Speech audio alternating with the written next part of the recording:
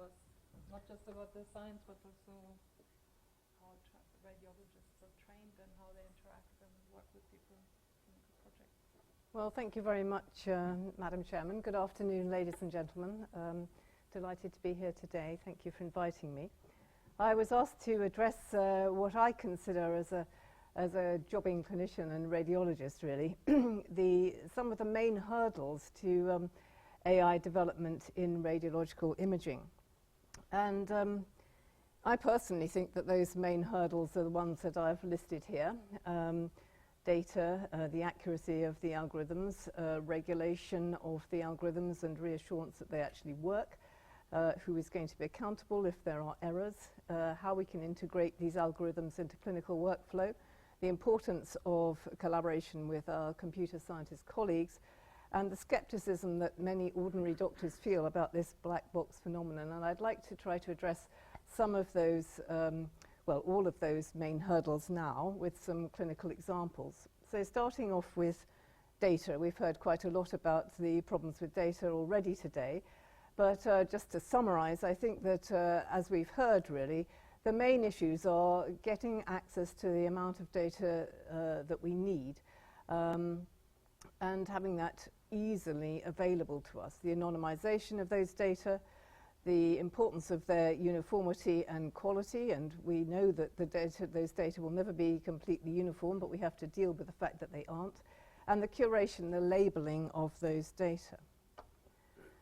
So there's no doubt that data and data access, really data are the new gold nowadays. It's interesting to think really that in the UK with PACS, with our picture archiving communication systems that are throughout the country and have been for, what, 20 years or so now, those data really are being largely wasted, mainly because there's no anonymous national database. And at one stage, I tried with colleagues to interest the government and various bodies to get such a database, but it proved completely impossible really, partly due to motivation, but also the whole sheer logistics of building up a large database. And in fact, that would have to really be a federated database. You can't really move huge amounts of data to another storage area. And the sheer cost of it and the organization just has proved too much. It's interesting also that we do have standards, nationally and internationally accepted. IHE integrating the healthcare enterprises is one of those widely accepted workflow standards. And IHE has got a teaching file and clinical trial export profile, the TCE profile. And yet the implementation of that is very limited by the PACS companies. And that's a shame, because through the TCE profile, it's very easy automatically to take data out of a firewall and have it properly anonymized and the DICOM headers stripped and so forth. But that hasn't been implemented. So even if we're trying to build up as radiologists something as mundane as a teaching file library nationally, for example, we're hampered by the fact that the TCE profile hasn't been implemented. We know that what's happening now is that the large companies and most researchers are getting access to hospital data behind hospital firewalls, which is entirely reasonable, but of course access to those data is thereby inequitable. It favors, obviously, larger companies. We've seen in the United States and to some extent in the UK, large companies actually paying for these data, paying up front with cash, or paying by saying, well, we develop an algorithm you might be interested in, your hospital, your trust can have it for free, and so on. And we know that we need large cohorts of data, different cohorts for training, for validating, for testing. And we've seen what happens if we don't have the requisite amount of data, that we get overfitting issues, and that leads inevitably to inaccuracy in clinical practice. And once we see that get a foothold, as it were, it shakes the faith that ordinary doctors have in the AI algorithms that are being introduced. We need anonymized, or at least robustly pseudo-anonymized data in many cases, especially if we want long-term follow-up of oncological cases and correlation with genetic data. It's interesting that data, once anonymized properly, can be used without consent in the UK, because those data are anonymized according to the Caldecott guidelines. But there's still a great ethical unease in the UK about that. Not so, I might say, in many other countries like India and China and so forth, where those data are very easily accessible and indeed bought up by large companies or research workers. So standards are different in different countries, and the hurdles are actually different as well. So in order to illustrate something about data quality, we've heard a lot about it already. There are many challenges.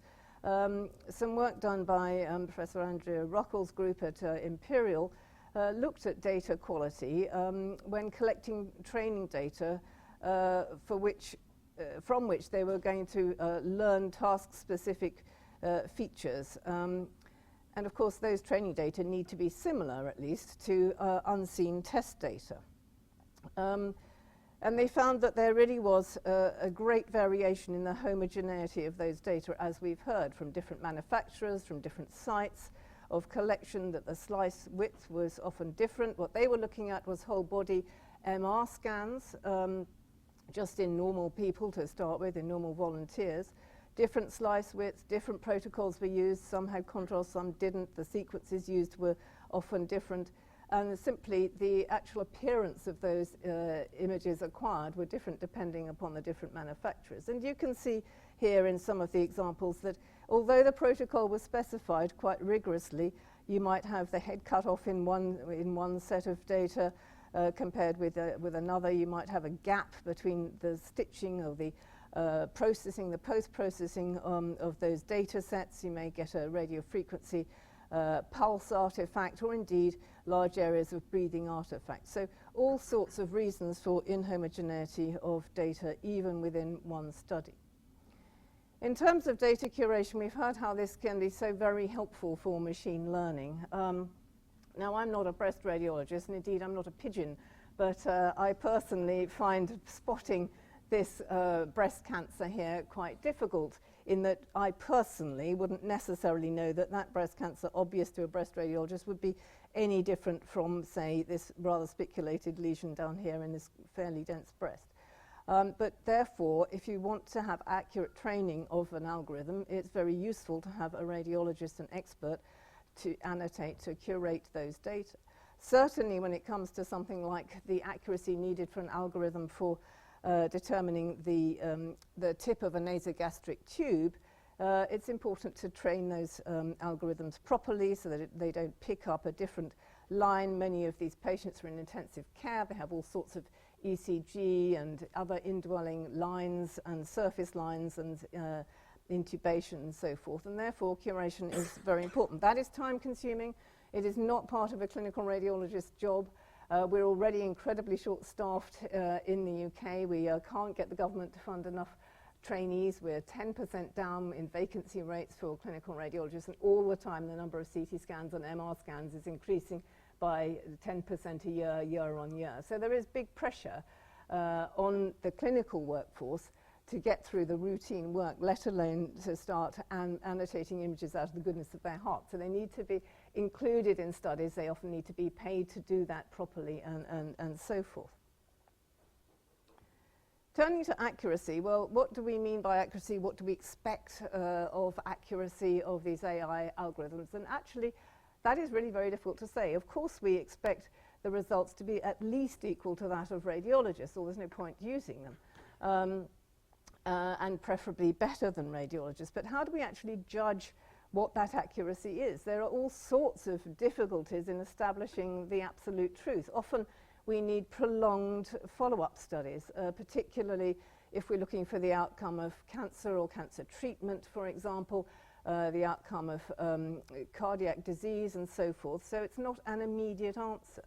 And if you look at the published literature on radiological reporting, there is a massive discrepancy rate between the different studies, varying in accuracy from a 2% discrepancy rate to a 30% discrepancy rate. And when you look into it, it all depends really on how those studies were performed, in fact, and what selection bias was imposed, what the actual case mix used was within the studies, which imaging modalities, was it CT, was it MR, was it ultrasound? The criteria that were actually used to define the discrepancy, was it just a few lymph nodes, or was it actually missing a whole tumour or an abscess or something? And what was the degree of the discrepancy, and does it matter clinically? And then, of course, there are the various variations in scoring and assessing both inter-observer and intra-observer variation in accuracy of reporting. If you want to read more about it, I would recommend a very good article, actually, by Dr. Richard Fitzgerald there. I put the reference where it goes in detail, really, into all these sources of discrepancy in accuracy. Just to sort of illustrate perhaps a few examples, one or two examples of areas where there's been good accuracy and bad accuracy. Now, to an ordinary clinical radiologist like myself, the paper produced between Google DeepMind and Moorfields Eye Hospital seemed to me to be a reasonable example of a piece of some work that actually was convincing to the clinician, in that there was a 94% accuracy stated compared with 8 eye experts, so quite a lot of experts judging that. The AI technology that was developed can be applied to all the different types of eye scanners used at Moorfields. They're not claiming that it's anywhere else except at that particular hospital. And it was a collaborative project with really what is effectively a huge data set for the medical environment, nearly 15,000 scans, and those data were all cleaned up and curated and annotated, and they were published in what most clinical doctors would consider to be reasonable literature in Nature Medicine. And in that paper, they actually show you the difference really between manual segmentation and automated segmentation, so that we can kind of see with our own eyes, if you like, the correlation and the similarity in the OCT scans and what was being looked at. So it sort of demystifies that black box element. When it comes to other areas where we as doctors, as radiologists, are going to be using, and indeed are already using, AI algorithms for screening, they are being introduced and they are working best, obviously, when very simple questions are being asked. So it's not produce a report on this chest X-ray, it's things like, can you identify a lung nodule on these screening CTs for me, or a liver nodule? What is the likelihood of this being a cancer based on its features and other clinical attributes of the patient? The automatic detection, segmentation, measurement of the nodules, are they likely to be benign or malignant, as I said, and follow-up and tracking of those nodules. And there's the screening of lung cancer, for example. The 11 centres that have already started up with their various CT scans in lorries around the country are all of them using an AI algorithm to help with the spotting and characterization of nodules. Mammograms is an area where, in fact, we do have very good data clinically because of the rigorous records that are kept. So now trials are starting in the Midlands with AI being used as a third reader in UK breast screening. And it's very good that we have those data built up over many years so that we know the recall rate. Remember, we're asking a very simple question again, normal, abnormal, recall or not recall, and we have the outcome data over many years.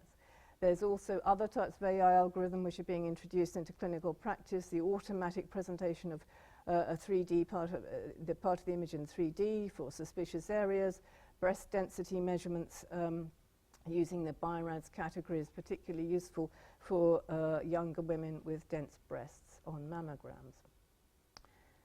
Accuracy doesn't really have to be that great in those areas where we as radiologists are already performing very poorly. So if you take recognizing vertebral fractures, generally incidental osteoporotic fractures, that is often very poorly detected. And in fact, it's an algorithm for compression fracture detection on CT. And I'm talking about CTs that were performed for other reasons. So CT of the chest, abdomen and pelvis, looking for an abscess, or just trawling for pyrexia of unknown origin or whatever, using those data and mining them to actually to look for specifically compression fractures of the vertebral body. Why does that matter? Well, it matters because if the patient's osteoporotic, and you treat that early, it is very beneficial for the patient and very cost-saving for the nation. And it's only really when you look at those, or remember to look at those studies in sagittal reconstructions that you're likely to pick up the end plate vertebral fractures. So when we're dealing with less than a third of those compression fractures being picked up anyhow, if you have an algorithm that detects more of those, so you can start treatment early, so you can do a DEXA scan and get on to the osteoporosis before the patient has a hip fracture, for example, that is very useful.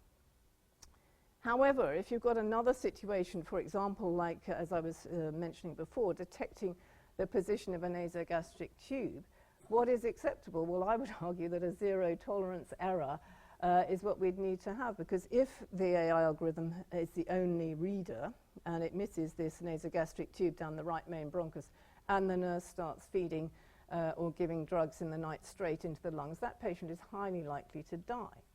So there are different acceptable rates of accuracy for different clinical scenarios. So when it comes to regulation and reassurance, that is a very difficult area at the present time because it's very difficult to test AI, and there is nothing really set up properly to do that. I think it's reasonable to make a comparison with what we're used to seeing for the introduction of new drugs. With new drugs, by law, they must have a product license from a medicines regulator before they go on the market. And in the UK, that's the Medicines and Healthcare Products Regulatory Agency, the MHRA, whereby trained assessors actually review all the available evidence from the preclinical research and the clinical trials. They also look at the manufacturing process and so forth. And we just don't have the same thing set up for AI.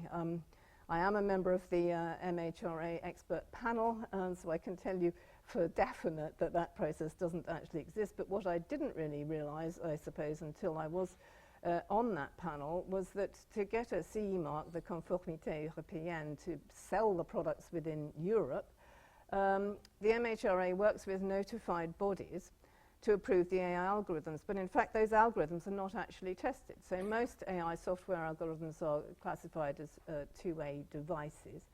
And although the notified bodies look at the controls and the clinical governance in that particular firm producing the AI algorithm, they're not actually testing the algorithm itself. So there is no doubt that at the present time there's a lack of rigor in regulatory testing. So we're seeing AI algorithms coming to market with a CE mark, or in the United States an FDA approval, but without having been independently tested, and often without any publication in a peer-reviewed literature. So as doctors, we don't have the reassurance that these products have actually been looked at in the same way that a new drug would have been looked at.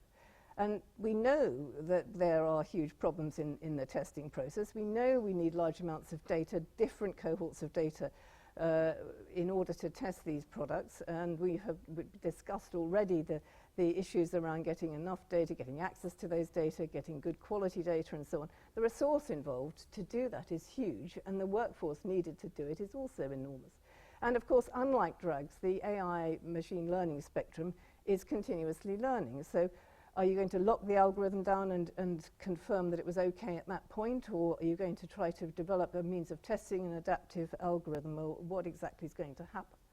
I was actually quite encouraged in April of this year to see that the FDA produced a white paper, a consultation paper, which they put out. Unfortunately, they haven't really got any further than producing that paper at the moment anyway, but it did at least address the fact that we have got this new sort of software and that it's continuously evolving, and they were asking the right kinds of questions. So who is going to do this reassurance, give us this reassurance that those algorithms that are going to be used or released, if you like, into clinical practice have been properly tested before introduction and being let loose on patients? Well, we've heard that the MHRA have this expert panel. They're not actually going to do the testing. CQC are involved, but they're not going to do their testing. They're going to see whether, because they've spoken to me, I know that what they're interested in doing is seeing whether the right processes are being followed by those sites that are introducing AI, but those are not really defined as yet, so they're in the process of defining them.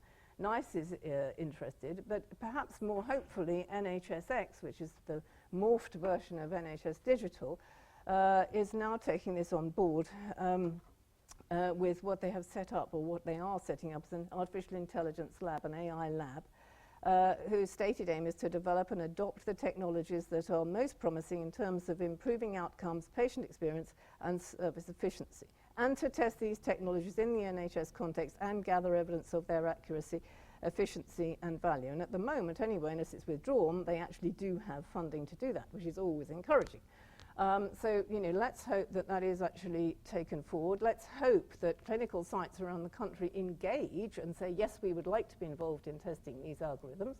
And let's hope that, suitable and useful algorithms are actually going to be selected fairly for that initial testing. So there are lots of ifs, but I think there is at least some hope there that things are moving in the right direction. And it will help us to guard against products that have been introduced into the market and been rather disillusioning for clinicians, in that although they can claim successes, such as, for thrombotic stroke detection with a product that gives you an alert directly onto your mobile phone if you're a stroke physician or an interventional neuroradiologist, to tell you that a patient has just been scanned with a large vessel occlusion, having analysed the data directly on the CT scan, yes, it's suitable for an emergency thrombectomy, and remember, time is brain, so we need to get those patients to a neuro centre where a neuroradiologist can take the clot out at the earliest possible opportunity. And yes, they claim that there's a reduction of over 40 minutes in that time pathway, which is really important. But when you actually look at the data, firstly, there's no publication that I could find anyway with this particular product in the peer-reviewed literature, and only 300 CTA studies were looked at with 2 neuroradiologists, which compared with the retinal data, for example, is peanuts, is really small. And in practice, I understand that actually that particular product has proved rather troublesome in giving many false alerts to call people in when in fact there wasn't actually a large vessel occlusion, or it wasn't suitable for a mechanical thrombectomy. So clinicians need that reassurance, I think, and that's important. Accountability. So who is going to take the blame, basically, when AI gets it wrong? And of course it will get it wrong from time to time. We all make mistakes. I make mistakes, and the software is bound to have an error from time to time. Should it be the radiologist? Well, obviously, I would say no, it shouldn't, as a radiologist myself, but I really believe that, actually. That wouldn't be reasonable. It's interesting to speculate, will we, in fact, in the future be blamed if we don't use an AI algorithm that has been properly tested, if it's available to us? So there are sort of two sides to that coin. I think personally it should be the hospital, if they're taking on an algorithm, that they should cover the accountability, as indeed they do now for me if I make a mistake. I also have my own insurance with the Medical Defence Union, as I think most radiologists do, just in case they feel they can't completely rely on the backup from the hospital. But theoretically, all our trusts actually cover us as clinicians for errors. But I do think we need urgently to educate the public. The public has got a complete misconception about radiology and CT scans. There are members of the public who actually believe that you have a CT scan, you go through that donut ring, and out of the other end magically come not only the images, but a pre-formed report already, as though you're doing a hemoglobin measurement on a blood sample. So there is a lot of education needed of the general public so that they actually understand that radiology reporting, it is an opinion, it is a medical opinion, as it is with any other consultation. It's not an exact science. It's not, yes, there's cancer, no, there isn't cancer in many cases. And of course, the unique feature of AI, as I've said already, is there's this constant learning going on, and so its performance is improving. One hopes, but one needs to be sure that actually it is indeed changing for the better and not changing for the worse for some reason, or based on those data that it's been recently analysing. Integration into clinical workflow. Well, we've heard a little bit about this already in Evis's talk. It is absolutely essential. AI products, when they're ready for clinical use, must be seamlessly integrated into our normal workflow as clinicians, into the radiological information system, the picture archiving communication system, the electronic patient record, and indeed into radiotherapy planning. Otherwise, I can tell you now, they will not be used. We know they won't be used because we have precedents to show that this sort of thing happens in standalone, when we had standalone multiplanar reformats, for example, We didn't use that software as clinical radiologists until it was actually incorporated by a single click into our PACS workstations. If you had to get up, go to another workstation, bring all the images over by a DICOM retrieve, analyze them, send back the key images, it didn't happen. We're too pressurized in the clinical workplace to use that kind of software. And the same is true for the computer-aided diagnosis algorithms in breast or in colon or whatever. And since vendor-neutral interfacing standards do now exist, there really is no excuse for not using those. And then the question arises, well, where in our clinical pathway should these AI algorithms be integrated? Well, that, of course, depends on what the AI algorithm is. But you know, if we're talking about analyzing the image itself, then I would expect the integration to take place between the image acquisition device and the PACS with an on-off toggle for me to look at, rather as though I were checking a registrar's report, for example. I would have a look at the images and make my own mind up and then look at the report and then look back at the images. So if we're talking about lung nodules or whatever, or liver nodules or mammograms or whatever, that's how I would expect it to be integrated to be of most use as a second reader or a first reader. But when it comes to things like organizing hospital workflow, and there are centers where they have integrated this kind of AI sort of software already, obviously that has to be at the front door effectively. So where they've introduced this in Washington State, you need to have the AI algorithm right up front where it can take in all the data from how many doctors there are, how many nurses there are, what kinds of patients are coming in, which beds are free, and so forth. So that would be integration in a different place.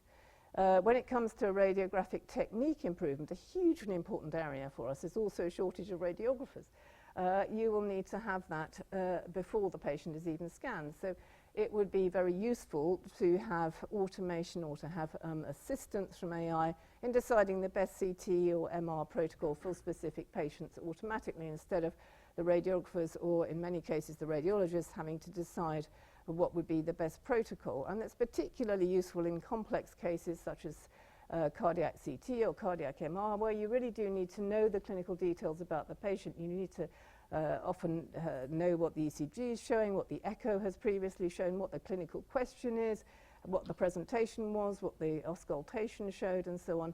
So pertinent data from electronic patient record. It will make an enormous difference to the scanning protocol, whether you're looking to see whether the patient has had a previous myocardial infarction or, I don't know, sarcoidosis infiltrating the heart, from if you're looking for right ventricular dysfunction, for example. So that's really very important that it is integrated into the right place. For artifact correction, that will need to be on the scanner itself. Very useful to be able to correct for breathing artifact on a CT scan, or metallic hip implants and so forth. And again, the integration in the pathway will obviously be different depending on what we're talking about.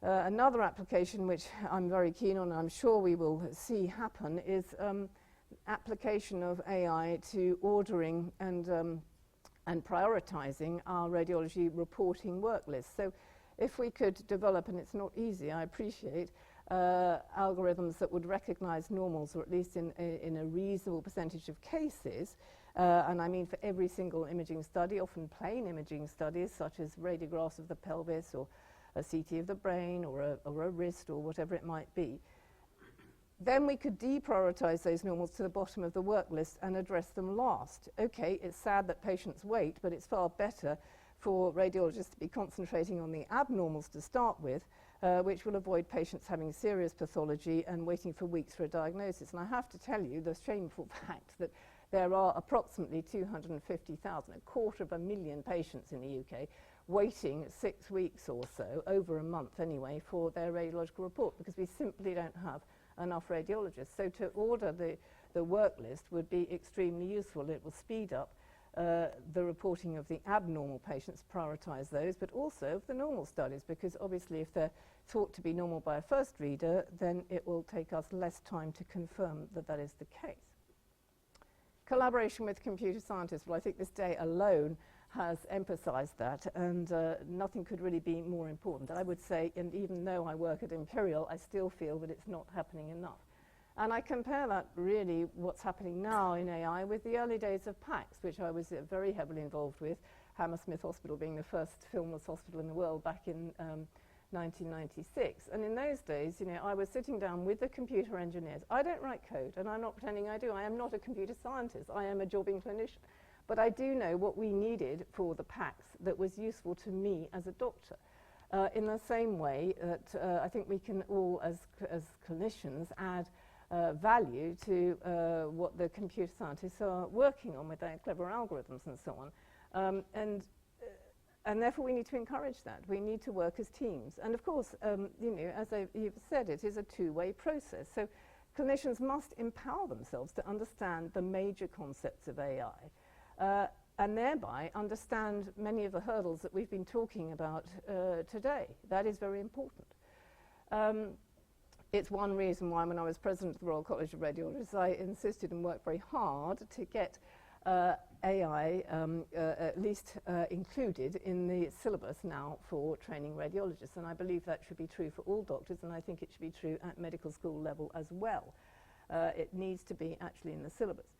I'm not saying that we all, as doctors, need to become computer scientists. All I'm saying is we actually need to be familiar with some basic concepts of statistics and terminology so that we can actually equip ourselves to be able to judge the AI that we're being asked to use in clinical practice. So we need to know, you know, what an ROC curve means. You know, what is a good ROC curve? What is a poor one?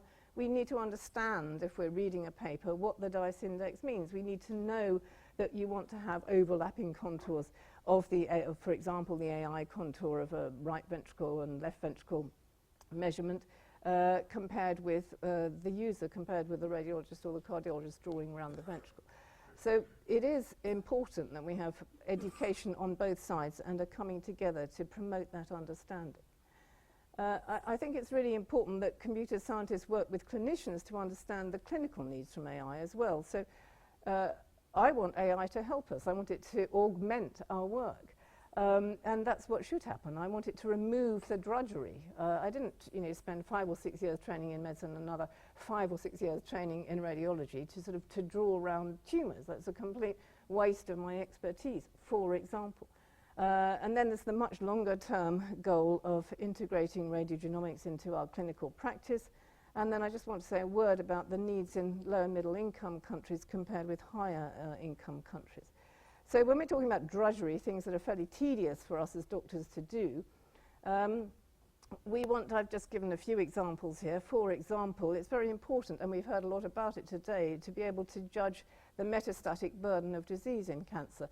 Are cancer patients responding? Are they not responding? Is it static? And how does this correlate with the genetics? So to take a simple example, here's a whole body MR scan in multiple myeloma, a disease of the bone marrow at presentation where pretty much every bone is involved, and this is after treatment where there is still some disease, but there's been clearly a very good response to treatment. We want to be able to quantify that response to know how the patient is doing. With the RESIST criteria, which we use to measure progressive tumour size, metastatic size in the liver, for example, again, that is an area where we would expect to see automatic segmentation and inclusion into the report as pre-population. It's something that would augment our practice, our clinical practice, and save us a lot of time and hopefully be more accurate. As a chest radiologist, I spend a fair bit of my time looking at interstitial lung disease and comparing one scan with another and trying to decide whether the subpleural high-density fibrosis that I'm seeing on a scan has got better or worse. And, you know, are these little areas significant, and picking those up. But that needs to be quantitated. That needs to be automatically performed for me. So those are the kinds of things I'm speaking about when I'm talking about removing the drudgery from my clinical work and augmenting my output and my value to the patient and to the healthcare system. It's interesting that really what we need from AI depends very much on the healthcare setting. So what we need in low and middle income countries often will differ quite considerably from higher income countries. In low and middle income countries, it may well be that AI is introduced as the only reporter, not as a second or first reporter. But then very often, if it's better than nothing, then we want to welcome it in those settings. And in those settings, it probably doesn't matter that AI is only trained for one task. or that AI fails to make the associations the human brain does, because there are lots of very valuable things. There's some work by Professor Alison Noble in Oxford, which you may be familiar with, where she has developed automated in utero ultrasound, hugely useful in low income countries where they don't have any ultrasound normally. And so here an ultrasound machine will take standard images of the fetus and be able to correlate gestational age with maturity of the brain, and then triage those babies that are maldeveloped or that are not progressing as they should and take them to a large centre. So that kind of thing is massively useful, but there maybe isn't such a need in higher income countries. If we take detection of specific chest X-ray abnormalities, I mean, I always freak out when I'm told, oh, we've developed an algorithm that will report your chest X-ray, when I know that almost every disease process there is can appear in a chest X-ray, including rheumatoid arthritis and hyperparathyroidism and so on. But in a low and middle income country, that actually doesn't matter, but it does matter that an AI algorithm could detect, for example, active TB, or that it could detect a large pneumothorax where something needs to be done, or indeed a likely lung cancer. So just coming back, last point to this black box skepticism, which does worry a lot of ordinary doctors. I think it's completely understandable, but it's worth realizing that there are some AI algorithms that have been in use for a very long time, especially in radiology. We've been using speech recognition, a form of AI, for over 20 years in radiology, and we completely accept it. Why do we accept it? We accept it because it's seamlessly integrated into our clinical radiological practice. We know it continues to learn while it's in use. We know it has a 5% error rate. It can be more. But it actually doesn't matter because the outcome is transparent. We can see the outcome as we speak, and we can correct it on the screen. So we are confident to override that algorithm if it gets it wrong, and we are left in control. We are happy to use cardiac MR or CT segmentation because it's so useful to our work. We can see that the segmentation of the left ventricle and the right ventricle has been performed accurately and in an instant compared with drawing around every single slice manually. And we know that the high DICE index of more than 0.9 is a good thing to have, and therefore as doctors, as clinicians, we are reassured by it, we are happy to use it. But I can understand that when it comes to radiomics and radiogenomics, where image-based precision personalized medicine comes in, although we want it for diagnosis, we want it for prognosis assessment, for therapy response prediction, it is difficult as a clinician not to be skeptical when we've got no way of checking the accuracy of the algorithm, even in the long term, to know whether necessarily the outcome is better having followed these particular drugs than it would have been if we hadn't. And often no understanding of the quantitative features, and it's that lack of control, I think, that is scary. Everything is taken on trust. And yet, if it's properly tested and properly developed on proper data and so forth, then that shouldn't be an issue, and it should be in the patient's best interest. But it is a concept, a worry that I can fully understand. When there are 1,000 vectors, none of which is visible to the human eye, that are being analysed by the software, I can understand that that is a difficulty.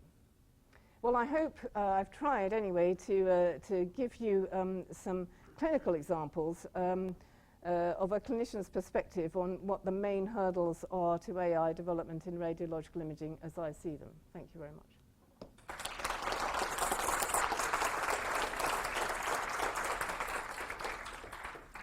So I think this was a wonderful conclusion of the meeting, and it also kind of embraced all the kind of questions, concerns, and showed all opportunities, which I think the people who develop the algorithms would like to kind of address. But I think it's also amazing to have seen them being addressed from the point of a clinician. So having the practical criticism and the practical input, I think is incredibly valuable. And I think this was an amazing way of concluding this meeting. Should we just thank now and then? I'll be around if there are any questions.